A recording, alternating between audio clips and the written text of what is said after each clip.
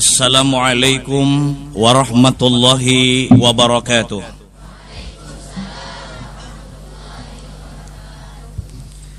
Alhamdulillahilladzi jama'ana fi hadzal makan bisalamati wal afiyati min kulli baliyah. Wassalatu wassalamu ala sayyidina wa habibina wa syafi'ina wa asli wujudina Muhammad ibn Abdullah alladzi mauliduhu bi Makkatil Mukarramah wa hijratuhu bil Madinatil Munawwarah wa wafatuhu bi tilkal baldatit thayyibah wa ala alihi wa sahbihi alladzina ittaba'u sunnata Rasulillah sallallahu alaihi wasallam ittiba'an hasana. Amma ba'd. Faqad qala Allah subhanahu wa ta'ala bismillahirrahmanirrahim. Ya ayyuhan nabiyyu inna arsalnaka syahidan wa mubasysyiran wa nadhira wa da'iyan ila Allah bi'idnihi wa sirajan munira. Faqad qala an-nabiy sallallahu alaihi wa alihi wa sallama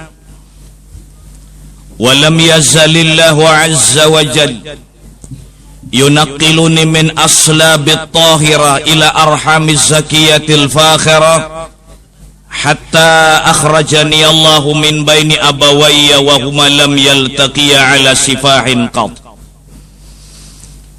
Subhanaka la ilma lana illa ma 'allamtana innaka antal alimul hakim wa tub 'alaina innaka antat tawwabur rahim wahdina wa waffiqna ila siratikal mustaqim wa'afina wa'fu 'anna bi rahmatika ya arhamar rahimin wala haula wala quwwata illa billahil aliyyil azim. Salah satu di antara aspek keimanan kita kepada Allah, bahwa kita sebagai muslim wajib mengimani dan meyakini bahwa Nabi kita besar Muhammad sallallahu alaihi wa alihi wasallam adalah satu-satunya makhluk yang paling diunggulkan oleh Allah. Dari 124.000 nabi, 313 rasul, 25 yang kita diperintahkan untuk menghafal, 5 punya titel tersendiri yaitu ulul azmi, 1 juara umumnya, Nabi agung, Nabi besar, ikutan kita, panutan kita, yaitu yang sangat kita dambakan syafaatnya, kita contoh akhlak dan pribadinya, seripaduka di pertuan agung yang maha adil dan bijaksana, sejagat alam paling diistimewakan, putra gurun sahara terbaik, Nabi kita besar Nabi Muhammad sallallahu alaihi wa alihi wasallam.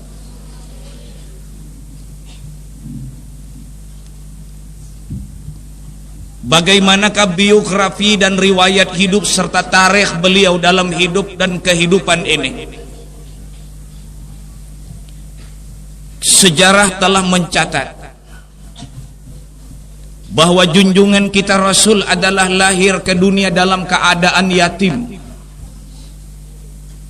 Berusia 6 tahun harus merasakan pahit dan getirnya hidup sebagai yatim piatu, yang disebutkan oleh Habib Abdurrahman Ad-Daiba' dalam maulidnya,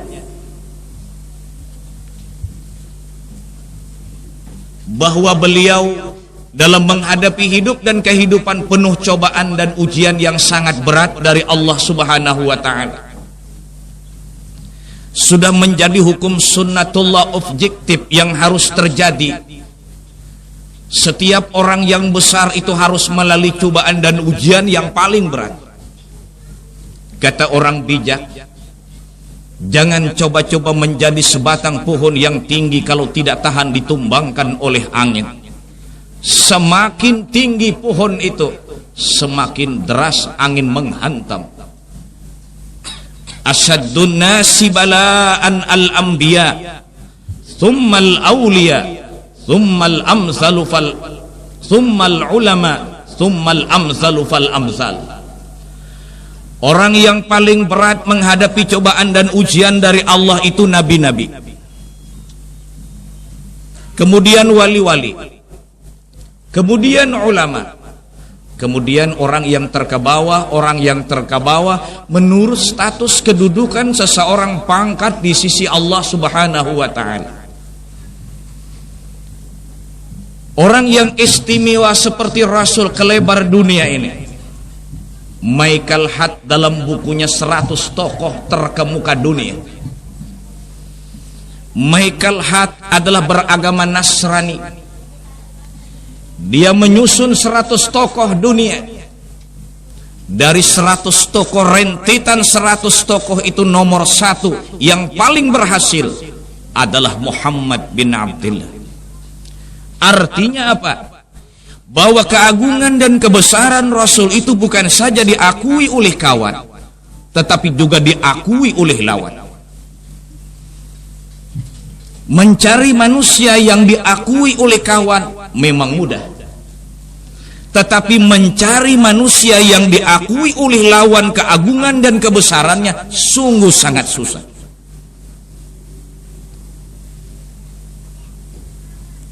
Beliau diciptakan oleh Allah Subhanahu wa ta'ala dari nur.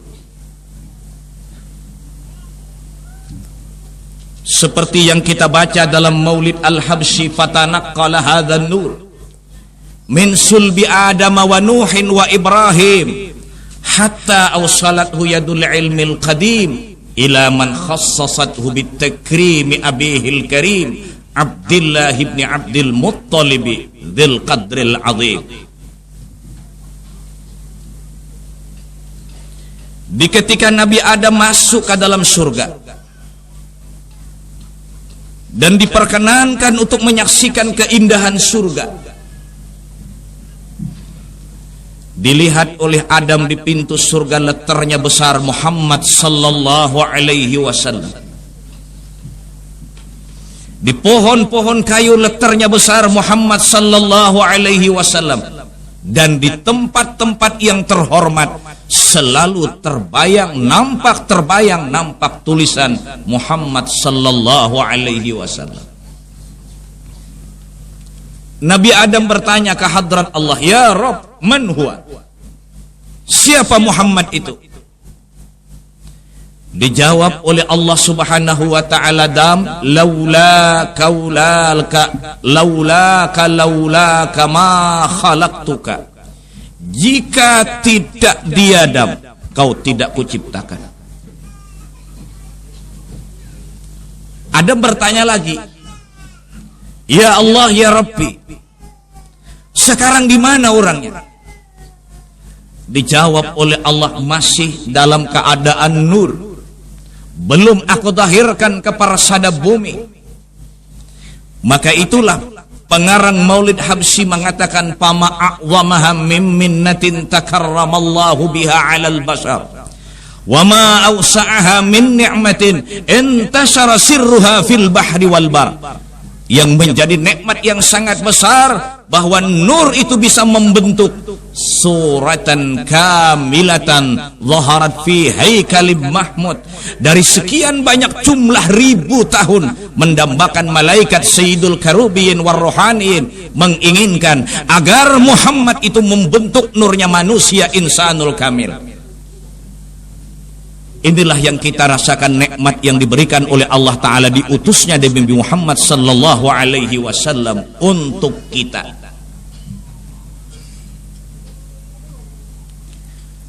Nabi Adam bertanya, "Ya Allah, ya Rabbi, sekarang mana Muhammad?" "Belum, dan kuciptakan berbentuk batang tubuh, masih di alam nur." Kata Nabi Adam, "Ya Allah, ya Rabbi, sebentar hamba diperlihatkan Muhammad itu engkau ya Allah Rabbul Alamin. Kau bersifat innallaha ala kulli syai'in qadir. Kau bersifat fa'alul lima yurid. Berbuat sekehendakmu ya Allah. Hamba berikan kesempatan untuk menengok dan menyaksikan bagaimana Muhammad itu." Kalau cuman sekedar gambar, kalau cuman sekedar nama, saya belum puas. Saya hendak melihat orangnya.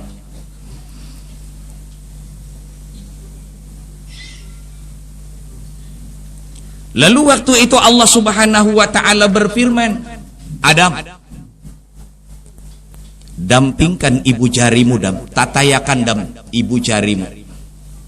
Lihat likukumu itu.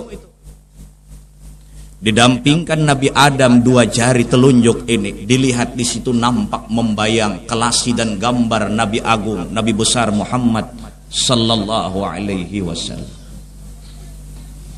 Dilihat oleh Nabi Adam, sangat cantik orangnya. Langsung Nabi Adam mencium. Orang yang cinta itu tidak puas kalau hanya memegang gambarnya, tapi harus dibelai, dipeluk pada saat udara mendingin. Aduhai kakandaku,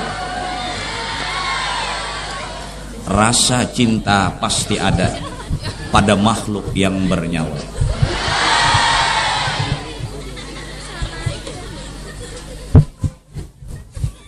Setelah Nabi Adam alaihissalam mencium dan mengucuk, langsung mengaliskan kedua tangan ini ke dalam ke mata. Ya Rob, kata Nabi Adam, hamba sudah puas dalam hidup dan kehidupan ini. Muhammad itu hamba lihat menjadi sunnatullah bagi umatnya.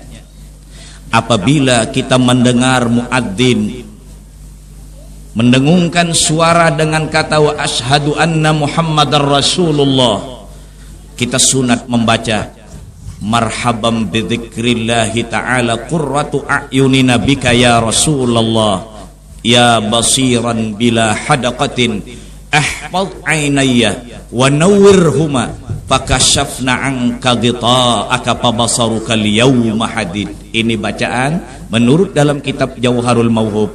Apabila orang itu membaca, diberikan pahala 1000 kebaikan, dihapuskan dosa kecil 1000, dan diangkat martabat 1000 martabat, dan matanya tidak bakalan kabur. Marhaban bidzikrillahi ta'ala qurratu a'yunina bika ya Rasulullah ya basiran bila hadaqatin ihfal ainayya wa nawwirhuma fakashafna anka ghita'aka fabasaruka al-yawma hadid.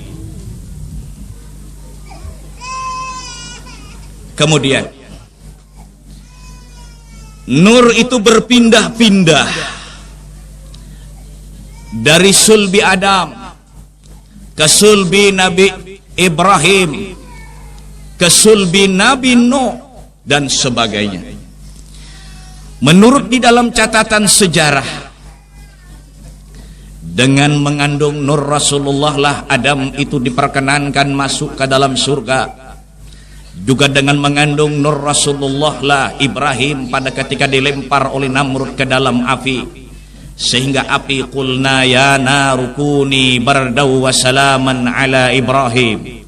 Dengan mengandung nur Rasulullah lah Nabi Musa alaihi salatu wassalam bisa selamat pada ketika Fir'aun mengejar. Bukan Musa yang tenggelam di Laut Merah, tetapi Fir'aun justru yang tenggelam. Semua bibarakatil Mustafa, dengan nurnya junjungan kita Rasul, mereka itu selamat dan mereka dapat pujian dan terhormat. Maka itulah ulama tasawuf berkata, sekedar kecintaanmu kepada Rasulullah, sekedar itulah Allah memberikan kemuliaanmu dunia dan akhirat. Rasul itu adalah qasimi imdadik fi ibadik wasaqi kuusi irsyadik li ahli widadik. Pangkat beliau Sayyidil Kaunain wa asyrafis thaqalain al-abdil mahbubil khalis al-makhsus minka bi ajallil khasais. Huwal habibul ladhi turja syafa'atuhu likulli hawli minal ahwali muqtahami. Ja'alani Allahu wa iyyakum min ummatihi wa ahli syafa'atihi. Amin. Akhirnya nur itu sampai kepada kakek Rasulullah Abdul Muttalib. Dengan mengandungnya nur Rasulullah, kakek beliau Abdul Muttalib bermimpi pada suatu malam Abdul Muttalib keluar dari sulbinya 4 buncur rantai. ganjil, beliau mimpi 4 buncur rantai keluar di sulbi. Yang satu membubung naik ke atas, yang satu menancap turun ke bawah, yang 2 kiri dan kanan melebar masyrik dan maghrib. Beliau kebingungan. Apa yang terjadi ini mimpi? Datang kepada ahli ta'birur ru'ya, pendeta di kala itu, ulama andai kata kita sekarang. Maka pendeta itu mengeluarkan kata-kata dan mentakbirkan mimpi Abdul Muttalib. Ketahuilah wahai Abdul Muttalib, akan keluar dari sulbimu dan akan keluar dari anakmu itu nanti cucumu, namanya terhormat di atas langit sampai ke-7, dikenal dari bumi sampai bumi ke-7, masyrik dan maghrib, barat dan timur, orang kenal dengan cucumu itu nanti. Abdul Muttalib sudah mempunyai anak, jumlahnya 9. Beliau berkata, apabila Tuhan mengabulkan hajatku, anakku jumlah 10, akan kusembelih di antara yang 10, karena aku bersyukuri. Takdir Allah terjadi. Lahir yang terakhir, namanya adalah Abdullah. Dari yang 10 itu diadakan undian. Dicabut, siapa yang keluar yang akan disembelih adalah Abdullah. Ah, kata beliau, kalau putra kesayanganku Abdullah yang terakhir ini dibunuh, disembelih, apa artinya dalam kehidupanku? Dimasukkan, diangkat kembali, ternyata Abdullah lagi. 3 kali berturut-turut tetap Abdullah. Dan inilah yang dimaksud hadis baginda kita Rasulullah, anabnud dzabihai. Anabnud dzabihai, aku salah satu di antara 2 orang anak sembelihan. Sembelihan pertama yaitu keturunanku ke atas, Nabi Ismail alaihi salatu wassalam. Ya bunayya inni ara fil manami anni adbahuk fanzur madza tara. Qala ya abati fa'al ma tu'mar satajiduni insyaallahu minas sabirin. Itu sembelihan yang pertama, yaitu Nabi Ismail. Anabnud dzabihain. Sembelihan yang kedua siapa? Ayahku, kata Rasulullah, Abdullah. Berangkatlah Abdul Muttalib kepada ulama di zaman itu, bagaimana cara melepaskan nazar agar putra kesayanganku Abdullah tidak dibunuh dan disembelih. Ulama memfitwakan, silahkan Anda tidak membunuh anak Anda, hatta antu addiya mi'ata badanatin, kau harus membayar 100 ekor unta. Bayangkan, 100 ekor unta harus keluar. Nilai 100 ekor unta uang harus dikorbankan dan dikeluarkan. 100 ekor unta, bukan 100 ekor sapi, bukan 100 ekor kambing, jangan pun 100 ekor kambing, 100 ekor bebek saja susah. 100 ekor itik aja ngalih. 100 ekor unta, bayangkan. Hampir habis kekayaan Abdul Muttalib agar putra kesayangannya Abdullah tidak akan disembelih.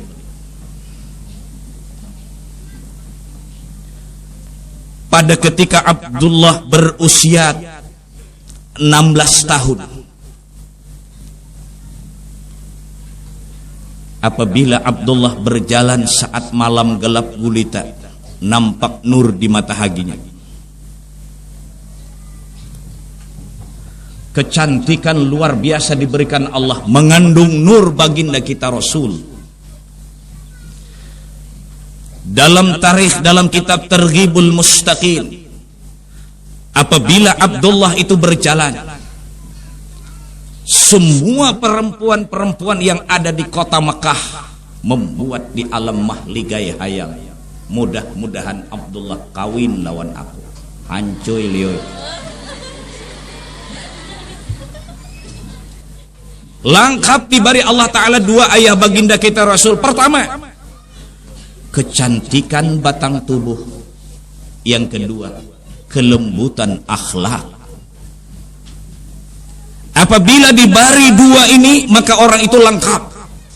Batang tubuh cantik, akhlak lembut. Tetapi kalau kita disuruh pilih, ambil salah satu di antara dua, cantik atau akhlak moralnya bejat, atau akhlaknya bagus, orangnya cantik, jauh kita lebih mengambil akhlak bagus biar tidak diberi kecantikan. Kecantikan akan sirna dan sia-sia tanpa didasari dengan akhlakul karimah. Innama bu'ithtu liutammima makarimal akhlak. Akmalul mu'minina imanan ahsanuhum khuluqa. Apa sih keistimewaannya Rasul pada rasul-rasul yang lain? Dua. Faqan nabiyyina fi khalqin wa fi khuluqin wa lam yudanuhu fi ilmi wala karamin. Akrim bi khalqi nabiyyin zanahu khuluqun bil husni mustamilin bil bishri muttasimi. Akhlaknya lembut, batang tubuhnya cantik. Tetapi sebaliknya ironis dan nasib yang dialami seseorang, mana orangnya muha kayak ancak rumbis kalakuan maambalan. Yang penting akhlak. Wa innaka la'ala khuluqin adhim.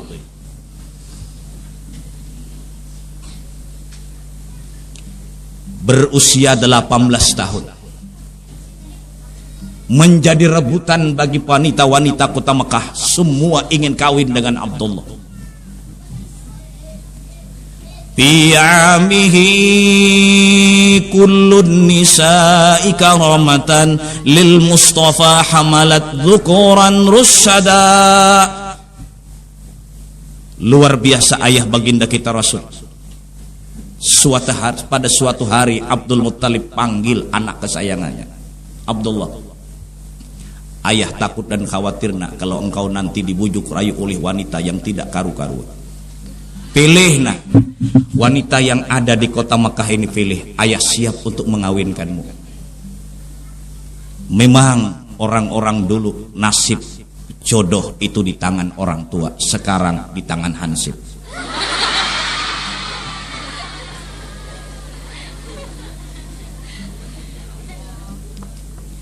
Pengharapan ayah dan tawaran ayah disambut oleh ayah baginda kita Rasul, akhlaknya yang lembut. Ayah,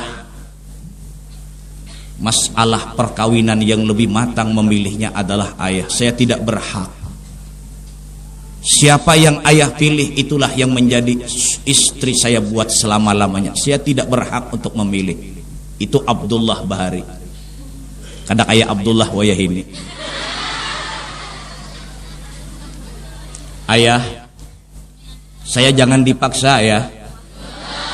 Ini bukan zamannya Siti Nurbaya ya. Ini zamannya Datu Meringgi. Sakulah tinggi, membawa kitab Singgang Bahu. 100 dan 1000 permintaan anak kepada ayah dikabulkan. 1 permintaan ayah tidak bisa dikabulkan. Kau harus kawin dengan orang itu. Itu perlu diingat dan diketahui. Perlu disadari wahai anak-anakku santriwati. Tidak bakalan bahagia dalam hidup dan kehidupan menempuh beban rumah tangga di masa yang akan datang tanpa restu dari ayah dan ibu. Ridallah fi ridal walidain wa sukhtullah fi sukhtil walidain. Hebat tinggi sakulah merayu lawan orang tua. Ayah, ketahuilah, percintaan, perkawinan tanpa ajar kenal dan percintaan lebih dulu ayah, tidak ada beda laksana laut tak bergelombang. Bergelombang aja kalau Jisidin. Abah Hikam bang lawan rumah Ikam bergelombang bener Jisidin kan. Tinggi sakulah tapi lawan orang tua berani. Perlu disadari, itu perlu disadari. Mengikat tali pernikahan menjenjang perkawinan dicarikan oleh Abdul Muttalib, seorang gadis desa jauh dari gambut masuk pesantren Al-Mursyidul Amin. Lain. Ayam kampung lebih mahal dari ayam kota. Iya, memang pesantrennya di kampung.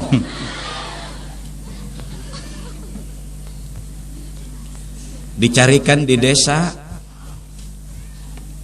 namanya adalah Aminatuz Zuhriyah. Aminah tidak pernah jumpa sama Abdullah. Abdullah tidak pernah jumpa sama Aminah. Allahu Akbar. Luar biasa. Maka rami muka ada suah betamuan tuh malam pertama. Amun sudah lihai, apalagi sama di pesantren, lalakiannya misalnya guru di pesantren sana misalnya. Kalau di sini ini misal ada rami lagi, ada rami. Tuh misal.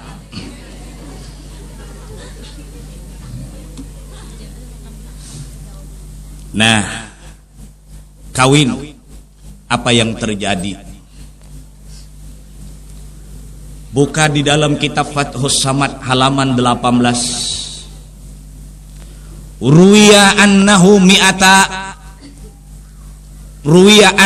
mi'ata imra'atin matat min bani Quraisyin wa bani Makhzumin asifat ala ma fatahunna min Abdullah.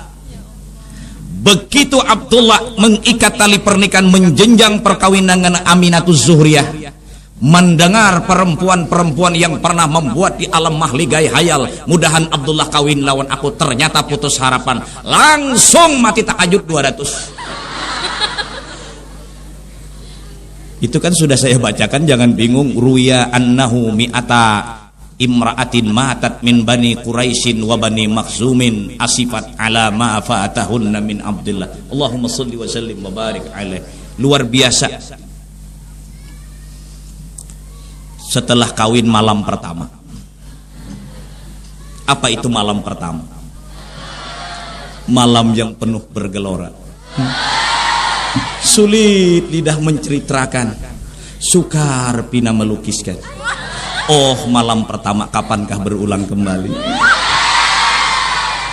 Nanti kujut-kujutan juga, kada ingat lagi malam pertama. Kesian. Abdullah bilang, Minah, kada yang akan wae ini pang. Oh adenda, oh kakanda, 3 bulan aja berpisahan. Kalau Abdullah tidak, Minah, irtasili watatahhari, mandi dulu Minah, berudu dulu Aminah. Diberikan kasab malam itu Aminah. Abdullah diberi kasab oleh Allah. Sampailah sudah masanya Allah memindahkan dari sulbiku akan masuk ke dalam rahimmu seorang nabi akhir zaman. Sambutlah Aminah dalam keadaan suci. Sambutlah dalam keadaan wudu. Aminah diperintahkan oleh suami langsung mandi dan berudu. Kada kayak kakanakan we ini. Oh my jalawas benar dah. Asa kada tahan lagi aku dah. Hujan.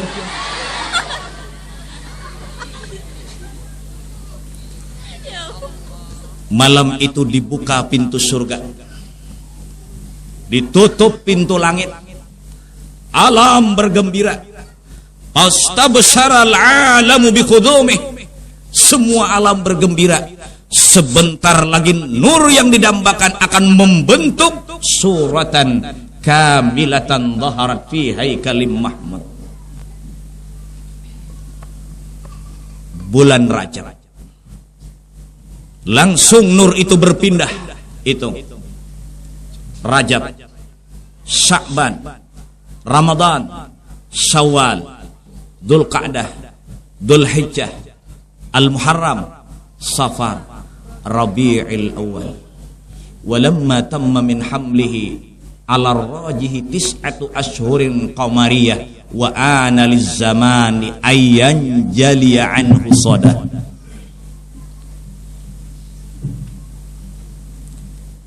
Bulan pertama Aminah bermimpi bertemu dengan Nabi Adam.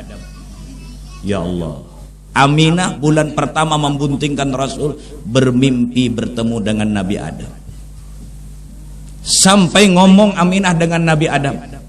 Sempat Nabi Adam nitipkan pesan, Minah, bi annaki qad hamalti bi sayyidil alamin wa khairil bariyah wa sammihi idza wada'tihi Muhammadan li'annahu satuhmadu uqba. Minah, kau melahirkan nanti Nabi akhir zaman. Sejagat alam anakmu paling diistimewakan. Aku titip pesan Aminah, apabila anakmu lahir tolong namai dia Muhammad. Wasammihi idza wada'tihi Muhammadan li'annahu satuhmadu uqbah. Bulan kedua bermimpi bertemu dengan Nabi Nuh. Ini satu isyarat. Setiap orang yang bunting bermimpi dengan aulia-aulia Allah, anak di dalam perut akan menjadi cikal bakal nanti lahir menjadi aulia. Dia sering bermimpi waktu menghamilkan anak dengan ulama-ulama, anaknya akan menjadi cikal bakal ulama. Tetapi apabila ibu yang sedang bunting mimpi hingga di kapung hantu, cagar jadi hantu.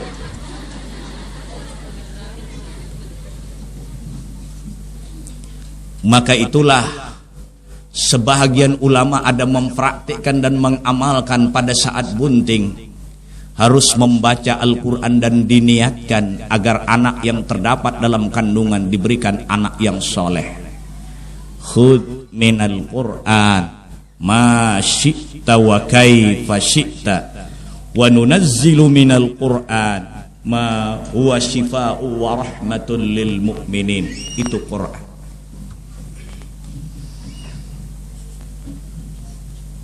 Dua bulan Aminah menghadap kepada Abdullah. Abdullah, ana maqtu'atun anil haidah mundu syahrain. Ulun semenjak kita kawin sampai sekarang sudah 2 bulan, ulun tidak menstruasi lagi. Ulun kada datang haid lagi.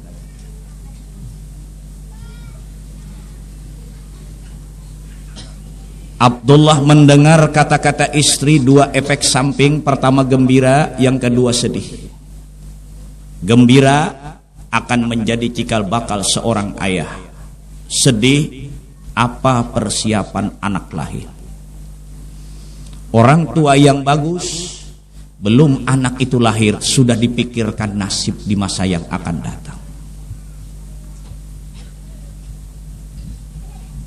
Abdullah berkata, Minah, izinkan aku besok berangkat dari kota Makkah menuju Madinah. Baapa, ujar Aminah, ulun hendak, aku ujar Abdullah hendak membeli korma. Menurut adat yang melembaga di daerah kota Makkah, apabila anak pertama lahir harus salamatan. Apabila bersalamatan tapung tawarnya harus korma yang disuguhkan. Kada patut, kata Abdullah, kalau korma Makkah puas kita kurma Madinah nanti kita jamukan orang lain. Izinkan aku besok berangkat dari kota Makkah menuju Madinah untuk membeli persiapan anak kita lahir. Dijawab oleh Aminah, wahai Abdullah, perjalanan cukup jauh. Sampian berangkat dengan sendirian, ulun takut dan khawatir apa yang terjadi. Ini juga kasar. Apa yang terjadi sampian di tengah jalan, ulun khawatir. Oleh karena itu ulun tidak berikan izin kepada sampian untuk berangkat ke kota Madinah membeli korma. Kata Abdullah, izinkan atau tidak, aku cuma bermusyawarah dan menghargai kepadamu. Aku besok akan berangkat demi anak kita yang terdapat dalam kandungan selamatan nanti. Pagi hari nekat berangkat. Menangis Aminah melepas suami. Kenapa? Sebab bayangkan masih syahrul asad. Syahrul asad wa maddud dahar. Masih dalam keadaan berbulan madu. 2 bulan imbah kawin, laki meninggalkan. Aduh, hai sayangnya. Berangkat Abdullah. Kita cepatkan riwayatnya. Sampai di kota Madinah, beli korma, buat dalam balik. Persiapan besok akan pulang. Ternyata sampai besok Abdullah ditimpa sakit. Tertunda lagi kepulangan, sakit bertambah parah. tertunda lagi kepulangan, sakit bertambah parah. Sebelum Abdullah meninggal dunia, dia menulis sepucuk surat kepada yang dicinta Aminatus Zuhriyah yang berkesetiaan menunggu. Ketahuilah Aminah, suamimu tidak akan pulang lagi buat selama-lamanya. Kau harus tabah, sabar menghadapi cobaan dan ujian yang berat ini. Wassalam dari Abdullah. Akhirnya tidak begitu lama Abdullah, innalillah wa inna ilaihi raji'un. Itulah yang diceritakan dalam maulid berzanji, walamma tamma min hamlihi syahrani ala masyhuril aqwalil marwiyah tufiya bil madinatil munawwarati abuhu Abdullah. Yang dikisahkan oleh Muhammad Azab dalam maulidnya, min hamlihi lamma madha syahrani qad wafal manunu aban nabiyil ajwada wa bi taibatin qad kana dhalika mud'ata akhwalahu min ardi syamim mus'ada wa aqama fiha indahum mutawajji'an syahran saqiman sabiran mutajallida wa darihuhu qad asyraqat anwaruhu man zarahu nalal muna wal maqsida. 2 bulan dalam kandungan ayah meninggal. Setelah dikuburkan oleh orang-orang Madinah punya anestesiatif, korma dikirimkan, sepucuk surat dimasukkan ke dalam korma, dikirimkan kafilah yang pulang berdagang dari Madinah menuju Mekah. Setiap hari Aminatus Zuhriyah menunggu kapankah suamiku datang. Dikejutkan datangnya kurma di dalam balik. Kata Aminah, mungkin kurma lebih duluan datang, suamiku akan menyusul. Aku mencoba, kata Aminah, akan melihat kurma yang terdapat di dalam balik ini. Apakah kurma baik apa tidak? Mungkin saja suamiku membeli lebih baik kurma dari kota Makkah ini. Dibuka, belum sampai masuk ke dalam diperiksa, ternyata di muara dari kurma itu, di atas dari kurma ada sepucuk surat. Apa yang terjadi? Kepada yang tercinta Aminatus Zuhriyah yang berkesetiaan menunggu, ketahuilah Aminah, suamimu tidak akan pulang lagi buat selama-lamanya. Suamimu telah meninggal dunia di kota Madinah. Wassalam. Diambil sepucuk surat, berurai air mata, seakan-akan petir dan halilintar terjadi di saat panas terik matahari. Abdullah, Aminatus Zuhriyah berurai air mata menangis. Yang lebih ditangisi oleh Aminah adalah anak yang terdapat dalam kandungan. Istilah kata drama, di mana bumi tempat berpijak, kemana langit tempat bernaung. Mungkin kabur harapan anak di masa yang akan datang. Aduhai, kata Aminah, anakku belum lagi lahir ke dunia, sudah mendapat musibah yang sangat besar. Kesihan anakku yang terdapat dalam kandungan. Bayangkan adik-adik, bayangkan anak-anakku. Rasulullah itu belum lagi lahir di dunia, sudah menerima cobaan dan ujian yang sangat berat. Ayah tercinta telah meninggal dunia. Akhirnya Aminah bersabar, sampai kita cepatkan riwayatnya 9 bulan 9 hari. Rasulullah lahir ke parsada bumi. Pastabsyara al-alamu bi khudumih. Banyak cerita menceritakan tentang Rasulullah, keajaiban Rasulullah lahir. Fahtazzal arsyu taraba wastibsyara wazdadal kursiyyu haibatan wa waqara wamtala'atis samawati anwara wa dajjatil malaikatu tahlila wa tamjida wa istighfara. Wa kullu dabbatin li Quraisyin nataqat bi fasihil ibarah mu'linatan bi kamalil bisyarah wa ma min hamilin hamalat fi dhalikal 'am illa atat fi hamliha bi ghulam min barakati wa sa'adati hadzal imam. Yang lebih anehnya lagi, oleh suku-suku Quraisy mendengar Baitullah ngomong 4 buncu. Yang sebuncunya ngomong, ja'al haq wa zahaqal batil innal batila kana zahuka. Yang sebuncunya ngomong, laqad ja'akum rasulun min anfusikum. Yang sebuncunya ngomong, ya ayyuhan nabiyyu inna arsalnaka syahida. Yang terakhir yang sebuncunya ngomong, qad wulidan nabiyul muntadar. Sudah lahir nabi yang ditunggu-tunggu. Semua keluarga bergembira menyambut Rasulullah lahir. Bahkan binatang-binatang kepunyaan Quraisy ikut ngomong dengan fasih berbahasa Arab. Anjing, itik tidak lagi berkakak. ayam tidak lagi berkokok. Serentak mereka dengan fasih berbahasa Arab, qad wulidan nabiyul muntadhar, sudah lahir nabi yang ditunggu-tunggu. Di saat-saat mereka yang bergembira, Aminatus Suhriyah lah satu-satunya orang yang berurai air mata. Kenapa Aminah maka menangis? Saat keluarganya berkata, keluarkan korma yang dibeli oleh Abdullah, mari kita selamatan. Melihat anak Aminah menangis, melihat korma yang dibeli menangis, lebih ditangisi Aminah. Aduhai, kata Aminah, andai kata suamiku meninggal dunia di kota Mekah, bisa aku tengok pada saat aku teringat. Sekarang aku tidak bisa melihat di mana pusaranya, di mana itu Madinah. Itu belum sedih dialami oleh baginda kita Rasulullah, dan belum sedih dialami oleh Aminah. Yang paling sedih pada saat Rasulullah berusia 6 tahun. Pada ketika Rasul berusia 6 tahun, kecerdasan yang diberikan oleh Allah.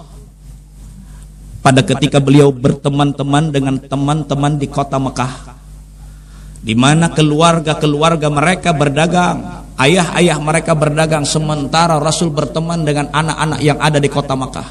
Mereka pulang sore hari, membawakan keluarganya oleh-oleh dari pasar. Rasulullah langsung pulang, memisah dari teman. Ibu, abahku mana ma?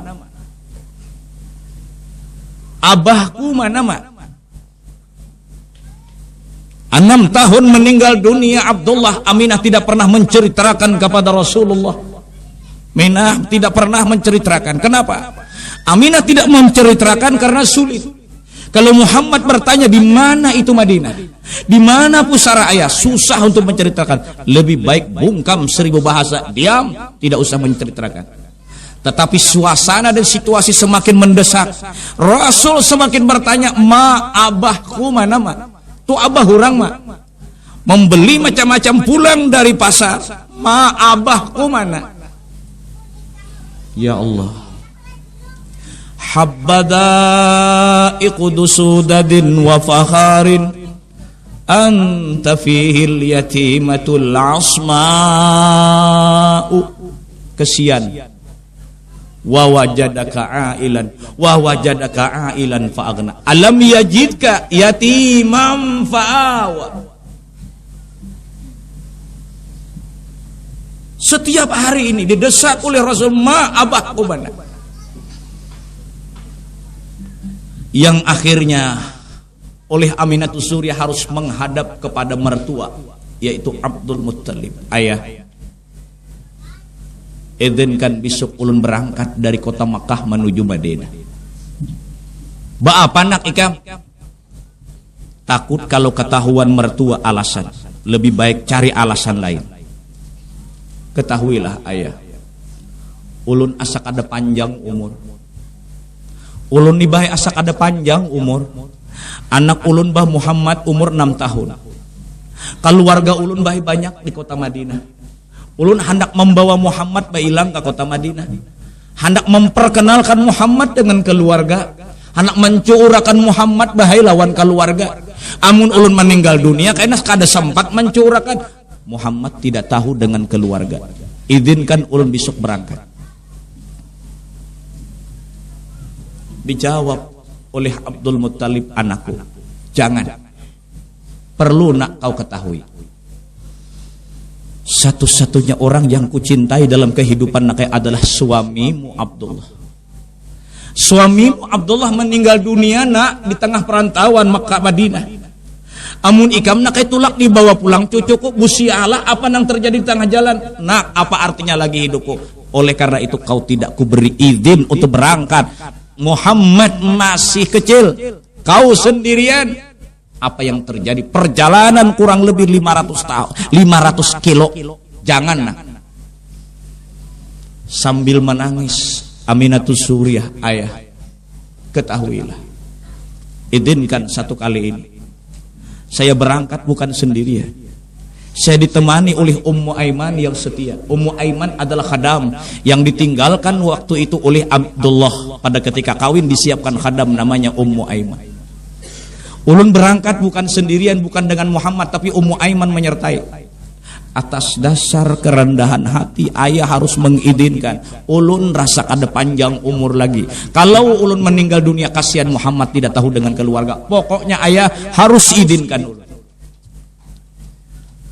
Ringkas kata Abdul Muttalib mengizinkan. Pagi harinya Aminah dengan Ummu Aiman dan Rasul berusia 6 tahun berangkat menuju Madinah. Kita cepatkan riwayatnya. Sampai di kota Madinah, Aminah tidak bertanya di mana keluarga. Tetapi Aminah bertanya di manakah 6 tahun masa yang silam seorang lelaki namanya Abdullah. Dia meninggal dunia membeli kurma untuk persiapan anak lahir. Kebetulan yang ditanya itu kenal.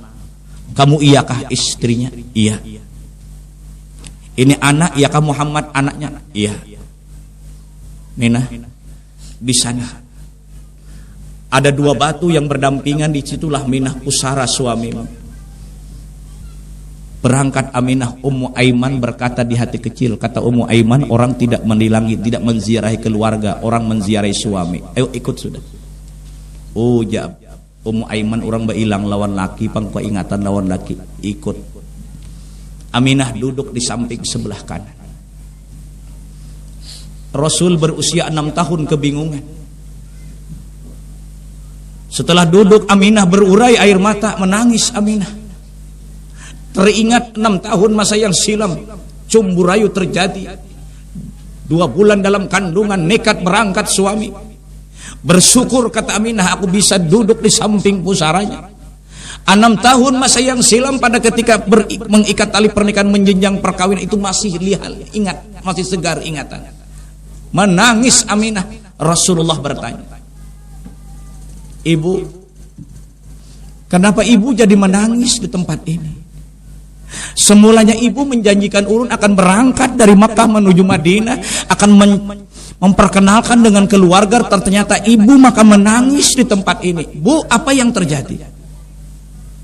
Mangkal dada, sasak hina, sakit hati pengerasaan. Nah, duduk anakku, duduk nak, duduk nak. Duduk Rasulullah di samping sebelah kanan. Pada ketika kau berada di kota Mekah, nak, kau sore hari sering bertanya, ibu, ayahku mana bu, ayahku mana?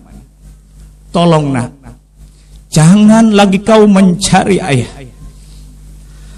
Ayah yang kau cari anakku adalah yang di samping kita ini.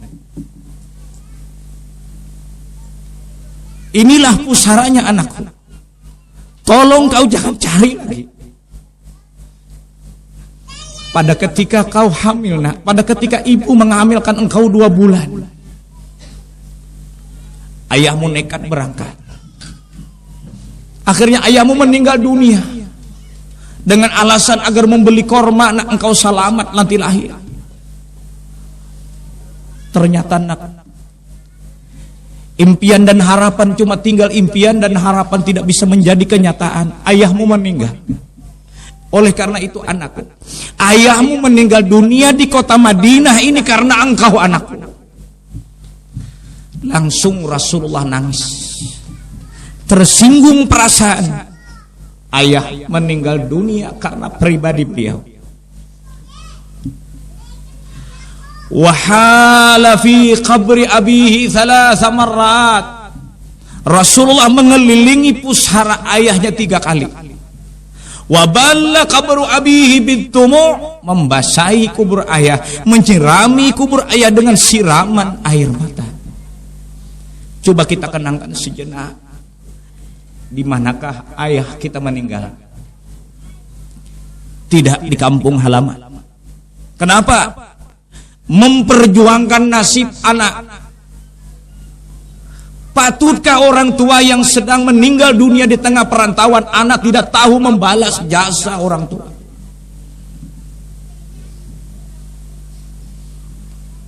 Dilihat oleh Aminah, anak menangis terus. Lebih baik kata Aminah, aku paksa anak ini jangan lagi diam di sini. Ditarik tangan Rasulullah, dibawa ke keluarga, diperkenalkan. Ketika Rasulullah berada di kota Madinah, apa yang terjadi? Matarun ghazir, hujan lebat. Barakah, barakatil Mustafa, barakahnya Rasulullah, hujan lebat di kota Madinah. Sampai mengenangnya air dari satu jurang ke jurang yang lain. Anak-anak yang ada di kota Madinah berteman dengan Rasul Bamamandian. 3 kafilah lewat. Ternyata 3 kafilah ini pendeta. Yang satu bilang itu Muhammad, tangkap. Yang satu bilang colek. Yang satu bilang bunuh. Namun Ummu Aiman setia.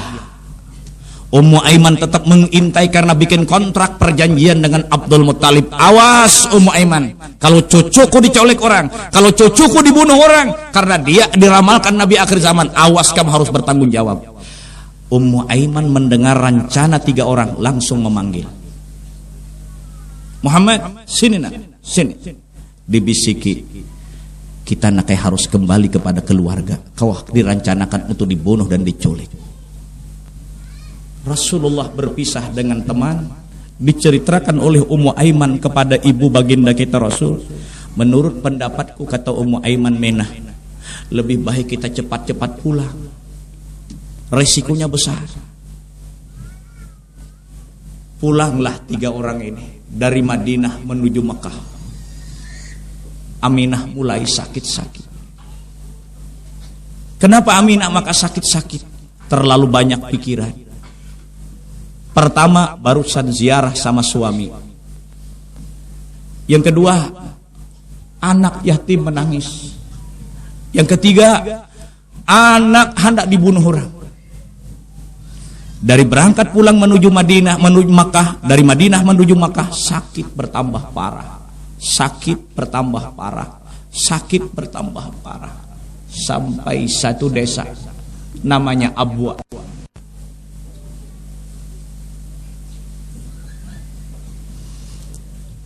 Aminah berkata, Ummu Aiman, aku tidak bisa meneruskan perjalanan. Aku sakit. Mari kita berhenti di sini. Dilihat oleh Ummu Aiman, ibu baginda kita Rasul, tanda-tanda dan alamat orang mati sudah ada. Diturunkan dari sekedup, ditelentangkan di atas padang pasir, dibantali dengan batu. Allahu Akbar. Batu dijadikan bantal oleh ibu baginda kita Rasul. Padang pasir dijadikan hamparan. Ibu Rasulullah cangang maitihi anak. Rasulullah langsung meragap mama, ma, jangan ditinggalkan anak, ma. Abah sudah tiada.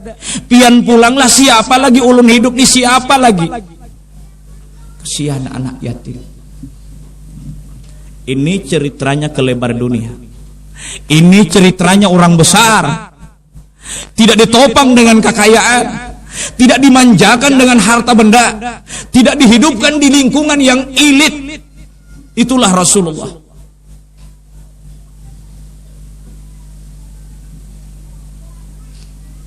Dirangkul anak. Nah, kata Aminah, bersabar. Sabar naklah, sabar nak. Tidak ada manusia yang hidup buat selama-lamanya. Satu saat pasti menemui kematian. Mama bapasan naklah. Nak, kalau mama meninggal dunia bapasan naklah. Ikam baik-baik nakai lawan keluarga.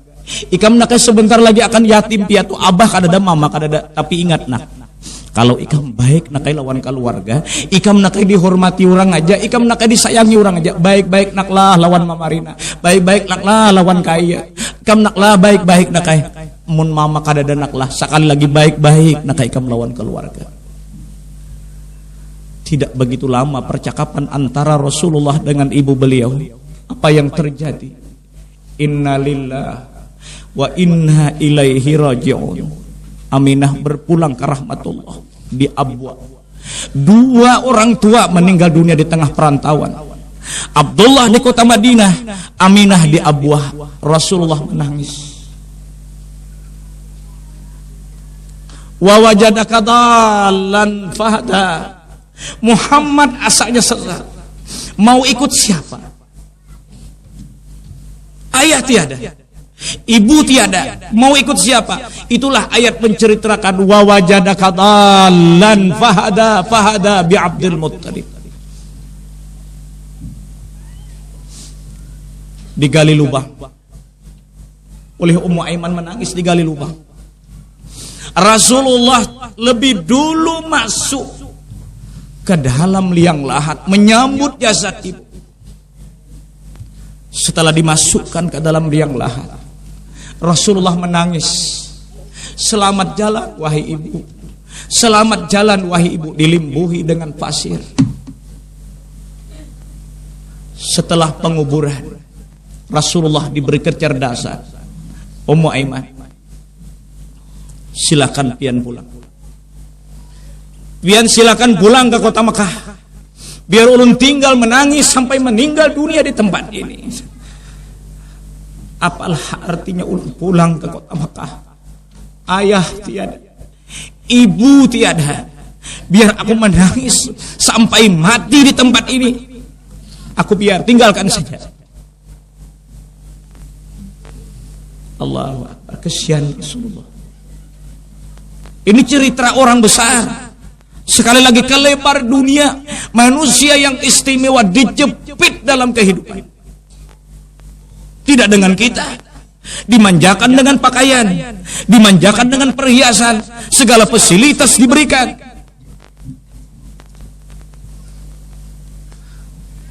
Apa dijawab oleh Ummu Aiman sambil menangis? Dirangkul Muhammad, dirangkul ini.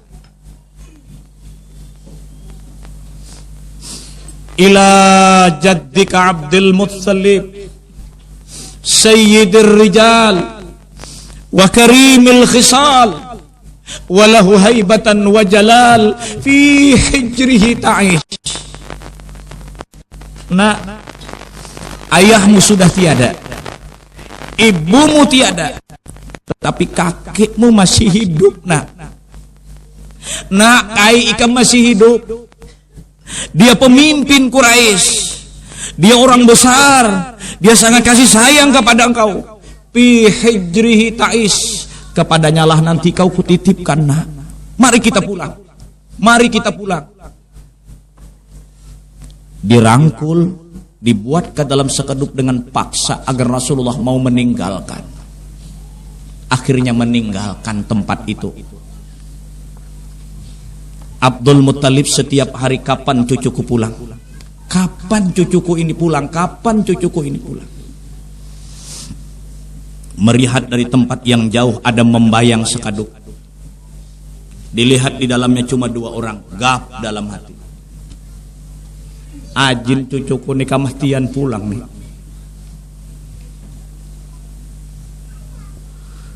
Sekeduk semakin mendekat, yang nampak cuma 2 orang, yaitu Rasul dengan Ummu Aiman. Mungkin, kata Abdul Muttalib ini, istilah bahasa Banjarnya, Aminah ini membuang parangai.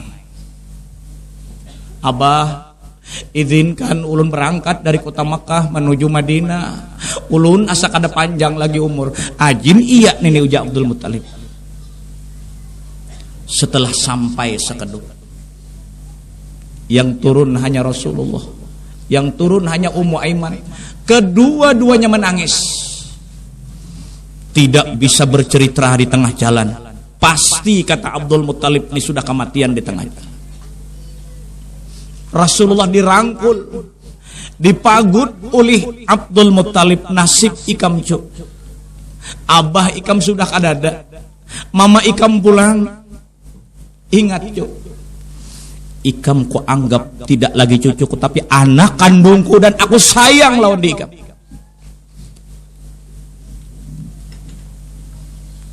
Dua tahun berselang kemudian, rarampiannya lawan Kai lagi meninggal dunia. Ini satu musibah yang sangat berat. 2 tahun setelah numpang kehidupan dengan kaki beliau Abdul Muttalib meninggal dunia. Itu lagi sedih, tambah sedih lagi Rasulullah. Apa hikmahnya bagi Rasulullah dan pelajaran bagi kita bahwa Rasulullah dapat musibah beruntun seperti demikian, agar nanti setelah menjadi pemimpin harus iba dan kesiahan pada orang yang dipimpin. Orang tidak bisa merasakan bagaimana hidupnya miskin kalau tidak pernah miskin, dan orang tidak bisa merasakan bagaimana anak yatim kalau dia tidak pernah yatim. Orang tidak bisa merasakan bagaimana susahnya mengaspal jalan sebelum dia menjadi buruh pengaspal jalan. Orang tidak bisa merasakan bagaimana panasnya tukang yang sedang menyirap di atas bubungan kalau dia tidak pernah menjadi tukang kepanasan di atas bubungan.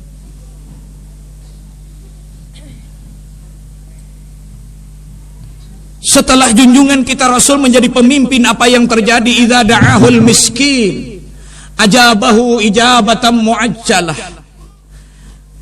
Ini langsung pendidikan yang diberikan oleh Allah Subhanahu wa taala. Kalau beliau melihat si kecil yang dalam keadaan yatim dianggap anak sendiri, ibu yang sedang janda dianggap ibu sendiri. Kenapa? Ibu pernah janda, pribadi beliau pernah yatim.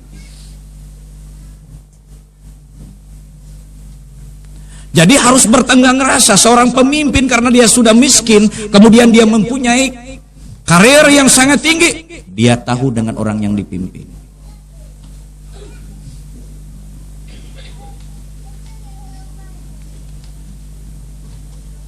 Al-Fakir pernah terjadi pada ketika malam pulang di Caramah di Banjar.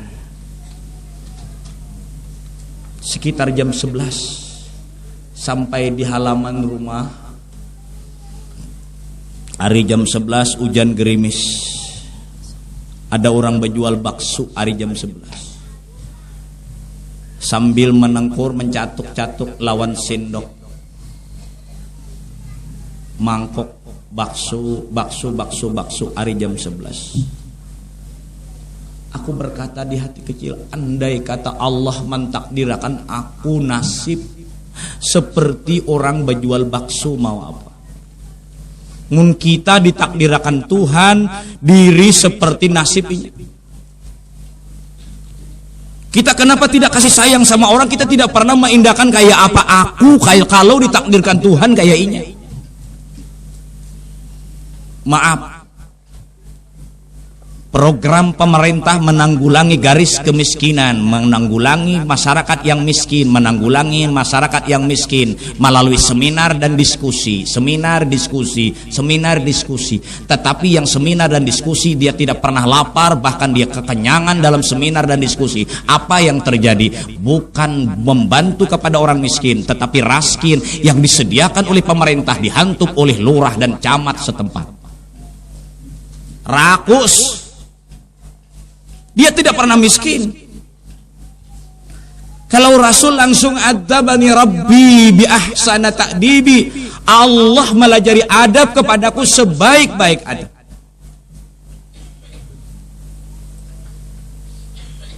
Wa huwal abu syafiqur rahim bil yatimi wal admalah. Idza da'ahul miskin ajabahu ijabatan muajjalah. Luar biasa.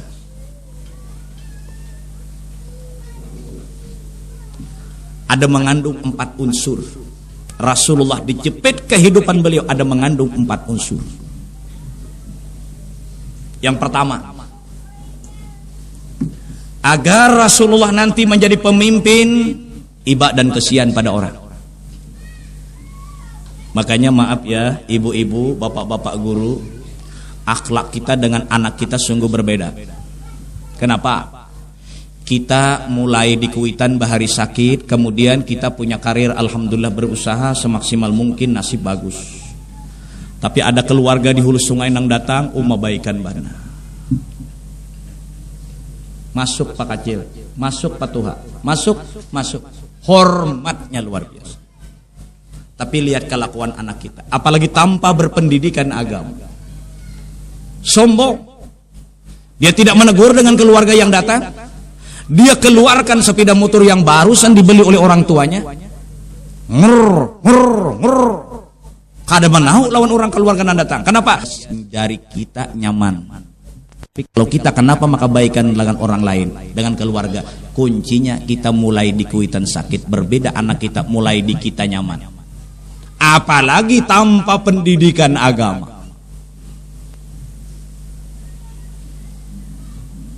Tidak pernah membaca akhlaqul lil banin. Dia tidak pernah membaca ta'limul muta'allim. Dia tidak pernah membaca minhajul abidin. Kenapa? Sebabnya dia berlaku dalam jiwanya gersang, jauh dari pendidikan agama. Saya sudah katakan, tanpa pendidikan agama, adik-adik remaja hidup tidak ada beda seperti bola yang sedang dipermainkan dua kesebelasan. Ditandang dan diukur oleh orang kiri, dia lari ke sebelah kanan. Ditendang dan diukur oleh orang kanan, dia lari ke sebelah kiri. Tidak ada bisa mengkonsekuensikan diri karena dia adalah orangnya tidak punya ilmu pendidikan agama. Yang kedua, ayah, ibu, kakek meninggal. Mendidik pada baginda kita Rasulullah hidup ini apa? Tawakal kepada Allah, jangan menggantungkan nasib dan karir pada keluarga. Jadi kemuliaan Rasulullah tidak numpang dengan keluarga. Berbeda dengan kita. Kita kadang-kadang mulia dari keluarga, tapi tidak dengan diri pribadi sendiri. Maka itu saya sudah katakan dengan anak-anak, kalau hendak cari karir, kalau hendak punya karir, cari sendiri, jangan numpang sama keluarga. Yang dibanggakan tuh harta orang tua, bukan kamu belum pernah mencarinya. Jadi kalau pelajaran pertama bagi Rasulullah adalah dalam kehidupan ini supaya iba dan kesian pada orang lain, dengan kata yang bisa bertenggang rasa. Karena hidup beliau miskin, jadi pemimpin bisa bertenggang rasa dengan orang yang dipimpin. Yang kedua, mendidik kepada Rasul agar nantinya menyerahkan segala urusan kepada Allah. Sandaran vertikal terkuat adalah Allah, bukan makhluk. Makanya Rasul dididik, Muhammad, kau lahir ke dunia, ayah tiada. Jangan berpegang dengan ayah, ayahmu tiada. Berpegang dengan aku. Mulai berpegang hati dengan ibu, dipotong lagi oleh Allah. Muhammad, jangan berpegang dengan ibu, ibumu meninggal dunia. Berusia 8 tahun, mulai sudah berpegang hati dengan kakek. Dipotong lagi, kakeknya meninggal.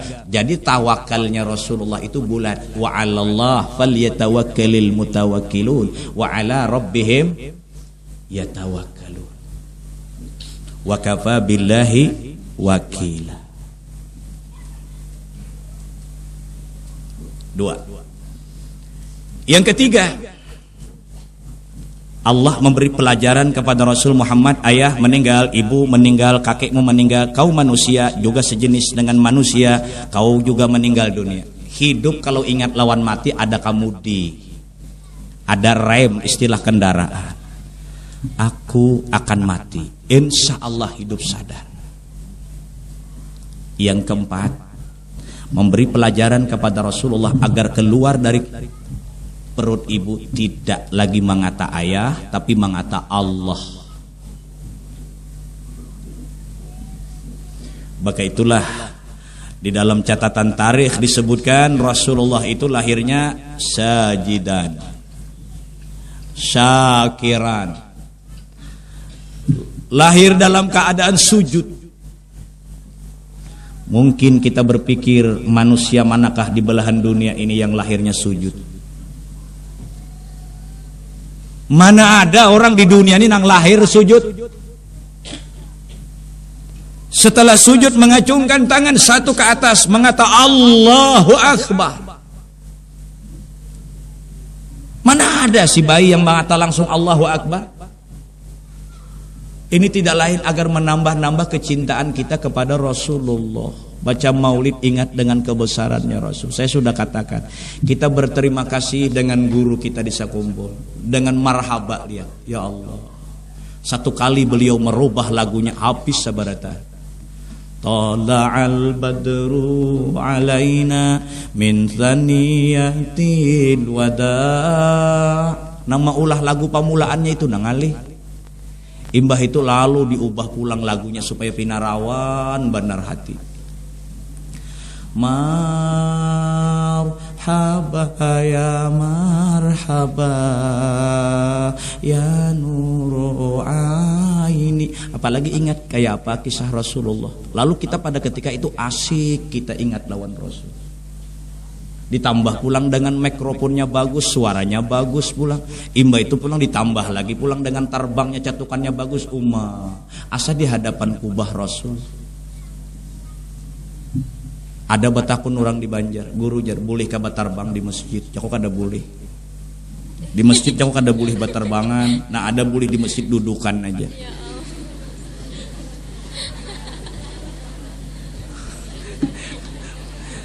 Cukup sampai di sini saja pertemuan kita. Mudah-mudahan ada manfaatnya. Kita meraih 4 medali rahmah, barakah, maghfirah dan syafaah dari junjungan kita Rasul.